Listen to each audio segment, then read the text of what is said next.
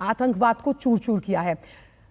सुधाकर, इसमें अगर हम एनएसए की बात करें, बहुत अहम रोल है। लगातार हम देख रहे हैं कि अजय डोभाल इस पूरे ऑपरेशन के साथ लगातार जुड़े रहे और जिस तरह से एनआईए ने ब्रीफिंग किया, एनआईए का जो ब्रीफ रहा है इन पूरे 15 दिनों में, उसके बाद इस एक्शन ओरिएंटेड स्टेप को प्लानिंग के तहत किया गया। आपको क्या लगता है सुधाकर कि जिस तरह से 9 आतंकी ठिकानों को कहीं ना कहीं ध्वस्त किया गया है, आतंक की कमर तोड़ने के लिहाज से भारत का यह कदम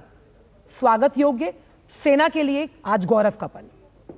बिल्कुल, और सेना के लिए नहीं आंचल, आज हर एक देशवासी के लिए गौरव का पल है। अभी जो इस पहलगाम की घटना के विक्टिम थे, उनके फैमिलीज़ के भी रिएक्शंस आ रहे हैं और आज वो कह रहे हैं कि आज उनके लिए एक वो बहुत हल्का महसूस कर रहे हैं जब भारतीय सेना ने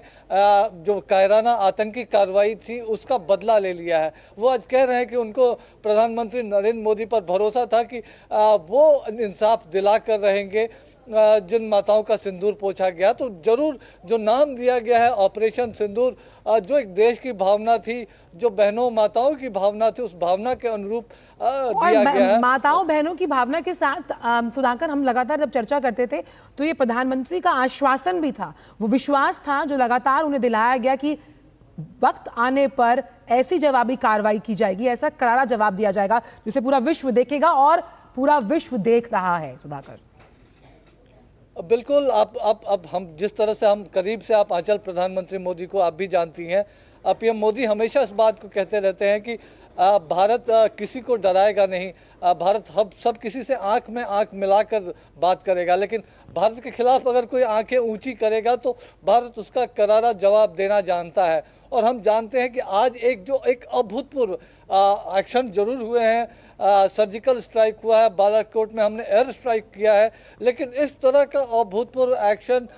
9 ठिकानों पर across the international border, across the LOC, इससे पहले इस तरह की आतंक के खिलाफ कार्रवाई, इतनी बड़ी कार्रवाई, एक तरह से कह सकते हैं जो भारत सरकार की रिलीज में जिस शब्द का इस्तेमाल किया गया वो आर्म्ड फोर्सेस की कार्रवाई। तो आप मान सकते हैं, आप अनुमान लगा सकते हैं कि एक संयुक्त कार्रवाई थी जिसमें हमारी सारी सुरक्षा एजेंसियां शामिल थी। जिस तरह से पीएम मोदी खुद लगातार इसकी मॉनिटरिंग कर रहे थे, वो पूरी रात जगे हुए थे, भारतीय सेना